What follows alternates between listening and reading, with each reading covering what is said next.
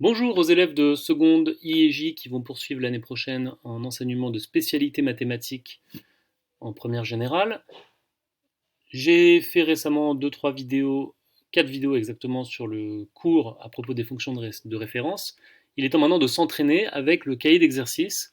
Et donc je vous ai demandé de regarder toutes les fiches 55, 56, 57, 58. Donc d'abord la fiche 55 pour bien démarrer ce chapitre. On va regarder ça ensemble. Alors, un petit rappel de cours. Un petit rappel de choses que vous savez déjà depuis le collège, hein. Donc, une fonction qu'on pourrait appeler petit f par exemple, c'est un procédé, une machine, enfin un truc si vous voulez, qui fait une association à tout nombre x. On associe un nombre qu'on va noter f parenthèse x et qu'on lit f de x. Vous avez par exemple un exemple ici d'une expression littérale qui définit une fonction par la formule f de x égale x carré moins 1.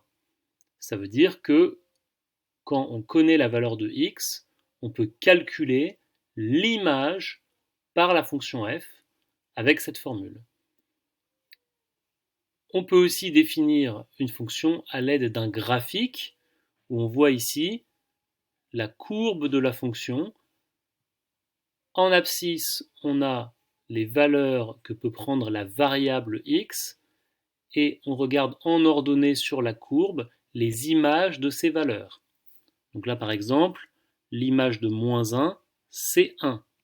L'image de 2, c'est 1 également. L'image de 3 est égale à 1,5. C'est l'ordonnée du point ici, dont l'abscisse est égale à 3. Un tableau peut aussi donner quelques valeurs que prend la fonction. Alors, un tableau en soi ne définit pas la fonction, parce que là, il manque éventuellement plein de valeurs. Mais en tout cas, on voit dans le tableau sur la première ligne différentes valeurs possibles pour x, et sur la seconde ligne, on voit les images correspondantes. Alors, je vous rappelle le vocabulaire, hein. Quand on a une fonction petit f, pour un nombre a, si on a f de a égale b, on va dire que b est l'image de a, et on dira que a est un antécédent de b. Il n'y a qu'une seule image possible. Quand on connaît a, forcément, son image n'a qu'une seule valeur. Par contre, pour un nombre donné b, il peut y avoir plusieurs antécédents. C'est pour ça qu'on dit a est un antécédent. On voit par exemple ici sur la courbe que les nombres moins 1 et 2 ont la même image, à savoir 1. L'image de moins 1 c'est 1, l'image de 2 c'est 1. Donc 1 a deux antécédents, moins 1 et 2. Ok, donc voilà un petit résumé sur des choses que vous devez déjà savoir à propos du vocabulaire sur les fonctions. Donc on va revoir ça de toute façon sur la fiche 56. Alors, exercice 1. Comprendre un graphique. On a noté la température pendant une partie de la journée, puis on a tracé ce graphique. Donc ce graphique représente l'évolution de la température au cours du temps. Donc en abscisse, on a le temps qui est noté en heures, et à chaque fois, on a reporté la température. Complétez ce graphique. Complétez. Ce graphique définit une fonction t qui a une associe Eh bien, qui a une heure associe une température. Donc ce graphique représente d'une certaine façon une fonction où vous avez cette association entre les heures de la journée et la température correspondante. Petit b, lire. T entre parenthèses 11. Donc ça se lit T de 11. Donc ici, grand T, c'est la fonction. Donc T de 11, comment on fait ça? Eh bien, il faut repérer la valeur 11 sur l'axe des abscisses. Où est-ce que c'est? Eh bien, c'est ici. Et il faut regarder l'ordonnée correspondante pour le point dont l'abscisse est égale à 11 et qui est sur la courbe. Et on trouve 15. Donc T de 11 est égal à 15. L'image de 20 par T, c'est pareil, c'est comme si on écrivait T de 20. Donc il faut regarder 20 sur l'axe des abscisses. 18, 19, 20, c'est ici. Et l'image, c'est l'ordonnée du point qui est d'abscisse 20 et qui est sur la courbe. Et donc on trouve 13. Donc là ici c'est 15 et là ici c'est 13. Et comment on interprète ces résultats? Eh bien, pour la situation donnée, ça veut dire qu'à 11 heures, il faisait 15 degrés et à 20h, il faisait 13 degrés.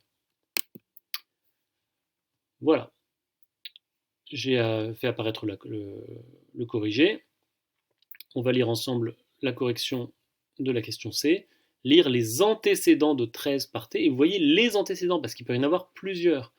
Antécédents de 13 par t. Alors là, 13, il faut aller le chercher sur l'axe des ordonnées. Parce que 13, en fait, c'est l'image de quelque chose. Et il faut trouver le quelque chose, il peut y en avoir plusieurs. Et ces quelque chose, ce sont les antécédents. Donc 13, c'est ici. Alors, on savait déjà que 20 était un antécédent, puisque t de 13 est égal à 20. C'est ce qu'on retrouve ici. Mais on voit qu'il y a un autre antécédent. Vous voyez, si on regarde tous les endroits où la courbe passe par des points dont l'ordonnée est égale à 13, donc en fait, c'est comme si on traçait la droite ici horizontale dont l'ordonnée est toujours égale à 13, et on voit que ça passe par deux points.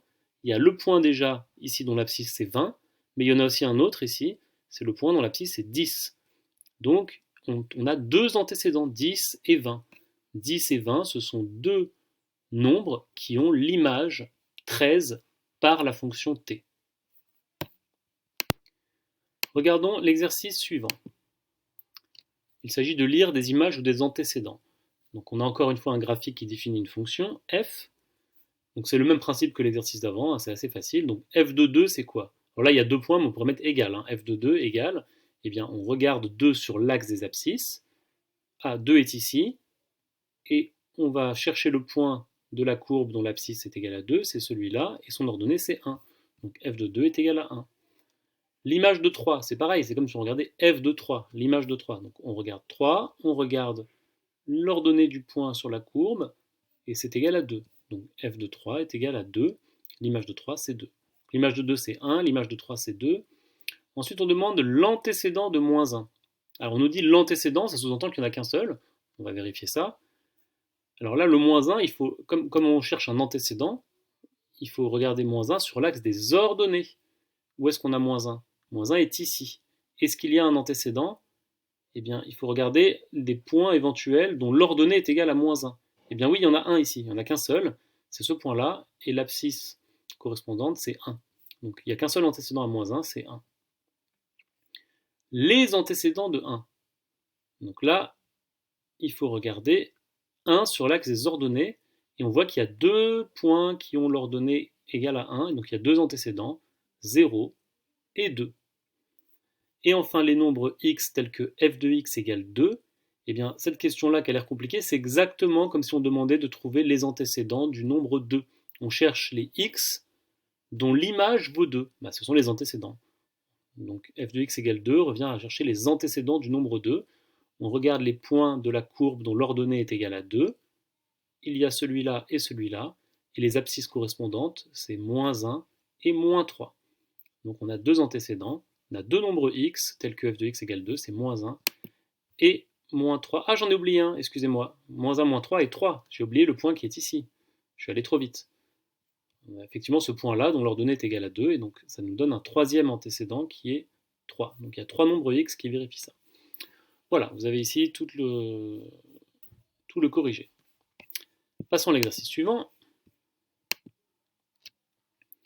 J'ai la fonction définie par ce tableau. Alors, je suis un peu embêté avec cette formulation parce que, en fait, c'est pas bien grave, mais on peut pas dire que. Si on dit que j'ai la fonction définie par ce tableau, ça sous-entend qu'il y a seulement ces nombres-là qui sont dans le domaine de définition. Mais en fait, on peut supposer qu'il y en a d'autres, et là, on voit quelques valeurs. Mais c'est pas bien grave. En tout cas, on peut supposer que toutes les questions qu'on va nous poser, on peut y répondre à partir de ce tableau. Donner l'image par G de 2. Il faut regarder où est 2 sur la première ligne. C'est ici. L'image, c'est moins 2. L'image de moins 2, c'est 5. Et l'image de 5, c'est 10. Et maintenant, donner l'antécédent ou les antécédents par G. Cette fois, il faut regarder les nombres ici sur la deuxième ligne. Et les antécédents vont être trouvés au-dessus. Donc 2, le nombre 2. Ah, il est là. Il y a un antécédent, et un seul, c'est moins 1. Le nombre 5, il est là, il y a un antécédent, c'est moins 2. Le nombre 10, ah, il apparaît deux fois, ici et ici. Donc là, on voit qu'il y a deux antécédents, moins 3 et 5. Je fais apparaître le corrigé, et vous retrouvez toutes les réponses que je viens de donner. Passons à l'exercice 4. Il s'agit de calculer des images ou des antécédents. Donc là, cette fois, la fonction est définie par une formule. Donc c'est vraiment du calcul qui peut se faire mentalement. Donc f de x est égal à x plus 7. Donc ce calcul nous donne un moyen d'obtenir immédiatement les images des nombres dont on voudrait avoir l'image. Il suffit de remplacer x par les nombres en question. L'image de 6 par f, c'est quoi? Eh bien, on remplace x par 6. 6 plus 7, ça fait 13. Donc l'image, c'est 13. L'antécédent de 8 par f. Alors là, c'est un peu plus compliqué, enfin, c'est pas beaucoup plus compliqué, mais il faut imaginer que on veut que f de x soit égal à 8, puisqu'on veut l'antécédent. Donc 8, ce serait l'image de x. Donc on a 8 égale x plus 7. Et en fait, on résout une petite équation toute bête, et on trouve x égale 1. Donc il n'y a qu'un seul antécédent possible, c'est x égale 1 pour que l'image soit égale à 8. F de moins 40, bah là, il suffit de remplacer x par moins 40. Moins 40 plus 7, ça fait moins 33. Et enfin, le nombre x tel que f de x égale 1, bah là c'est pareil, c'est comme si on cherchait un antécédent de 1 par la fonction f. Il faut trouver x pour que f de x soit égal à 1, donc on peut trouver x tel que 1 égale x plus 1, x plus 7.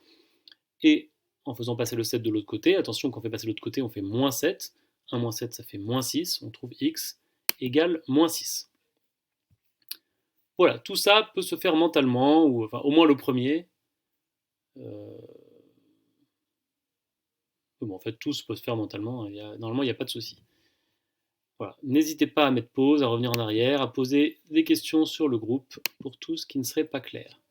À la question 5, on demande d'utiliser une expression littérale. Alors là, c'est un petit peu plus compliqué. On a une histoire d'homme-canon et on donne la hauteur de cet homme-canon une fois qu'il a été éjecté par le canon. Au cours du temps, on trouve la hauteur en fonction du temps. Donc h, c'est la hauteur. Ça dépend du temps qui est donné en secondes. h de t égale moins 4,9 t carré plus 1,6, 15,6 fois t plus 4. Calculer la hauteur à laquelle se trouve l'homme canon au bout de 2 secondes. Eh bien, il suffit simplement de remplacer t par 2. Vous remplacez t par 2 et vous faites le calcul. Calculer h de 3, c'est pareil, vous remplacez t par 3 et vous faites le calcul. Au bout de 3 secondes, l'homme canon est-il en phase de montée ou en phase de descente? Là, c'est un petit peu plus compliqué. Pour répondre à cette question, il faut soit bien connaître, bien comprendre l'allure de la courbe de la fonction h de t, soit simplement faire appel à notre sens commun, où on a bien compris que la trajectoire de l'homme canon, ça allait être monter puis descendre. Et donc, en comparant ce qu'on trouve à la question A et ce qu'on trouve à la question B, on doit pouvoir répondre à cette question. Donc je vous montre simplement le corrigé. Donc vous voyez, on a remplacé t par 2 et on a trouvé 15,6 pour la hauteur au bout de 2 secondes. On a remplacé t par 3 et on trouve 6,7 pour la hauteur au bout de 3 secondes. Et on voit que la hauteur au bout de 3 secondes est plus basse que la hauteur au bout de 2 secondes. Donc c'est que forcément on est en phase de descente, puisque au début l'homme canon monte, et ensuite il descend, et donc au bout de 3 secondes il est déjà en train de descendre, puisqu'il est plus bas que la hauteur à laquelle il était au bout de 2 secondes. Voilà. Passons au dernier exercice. Il s'agit d'exprimer des choses en fonction d'une autre. C'est un exercice qu'on appelle de modélisation, si vous voulez. On a une figure composée de deux carrés ABCD, en rouge ici, et un carré en vert qui l'englobe, AEFG, donc avec ABE aligné et ADG aligné, et X est un nombre entre 0 et 15. Donc AE mesure 15, on le voit sur la figure. Alors quelque chose qui n'est pas très clair ici, c'est que représente X. Il faut bien comprendre que X, c'est la longueur BE. C'est la distance entre B et E. On demande d'exprimer en fonction de x l'aire A de x du carré rouge. Donc en fait, puisque x c'est quelque chose qu'on envisage de faire varier, comme une variable, ça veut dire que b va bouger. Vous voyez, quand x vaut 0, c'est que b est là, au niveau du point E. Et quand x vaut 15, c'est que b est ici. Donc ça dépend de x. Quelle est l'aire, la superficie de ce carré rouge? Eh bien, il faut connaître la longueur du côté. Comme ça fait 15. Eh bien, AB vaut 15 moins x.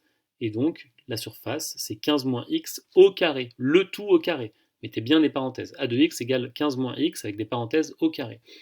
Et comment on trouve ensuite B de x, l'aire de la zone verte?